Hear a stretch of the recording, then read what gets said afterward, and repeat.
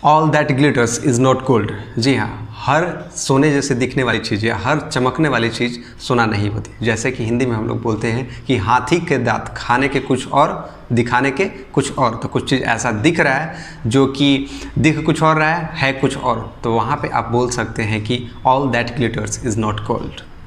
Hello everyone, we are most welcome to this online platform of Embry spoken English. Embry spoken English के इस online platform पे आपका स्वागत है।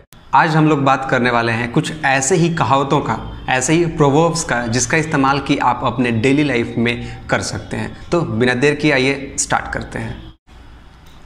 The first in the list is advice is cheap.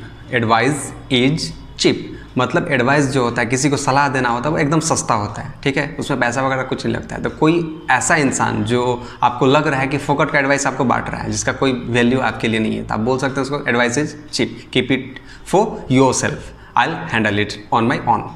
तो इस तरह से आप बोल सकते हैं। The next in the list is advisers run no risk.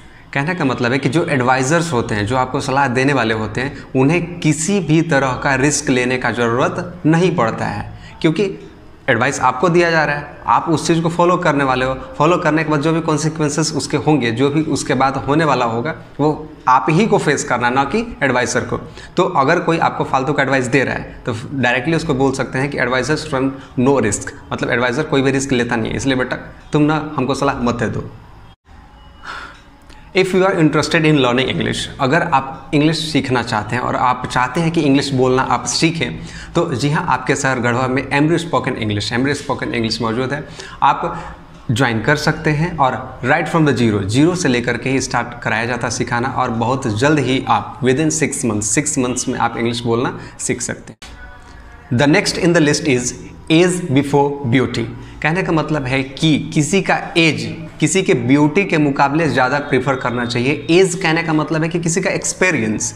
तो कोई ज़्यादा अगर एक्सपीरियंस्ड आपके पास एम्प्लॉई है या कहीं भी कुछ कंपनी है, कुछ भी है, तो वहाँ पे होना क्या चाहिए कि जो एजड हैं या जो एक्सपीरियंस्ड हैं उन्हें प्रेफरेंस देना चाहिए कुछ भी काम करने के लिए, ना कि जो दिखने में खूबसूरत हो उन लोगों को।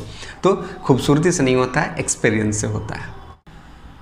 The next and the last in the list is all good things come to them who wait। कहने का मतलब है कि हर वो चीज़, all good things, हर अच्छी चीज़ उसके पास आती है, come to them who wait, जो उसका इंतज़ार करते हैं।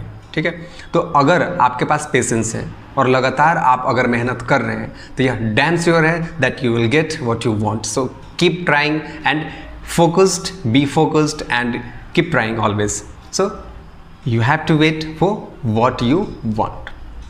तो आप इस तरह से किसी को भी दिलासा दे सकते हैं या समझा सकते हैं, बोल सकते हैं। मैं उम्मीद करता हूँ कि आपको यह वीडियो पसंद आई हो। इसे लाइक और शेयर करना ना भूलें, और हमेशा याद रखें, अगर आप इंग्लिश बोलना सीखना चाहते हैं तो एमब्री स्पोकन इंग्लिश आपको इंग्लिश सिखाने के लिए हमेशा तैयार है। हो गया काम।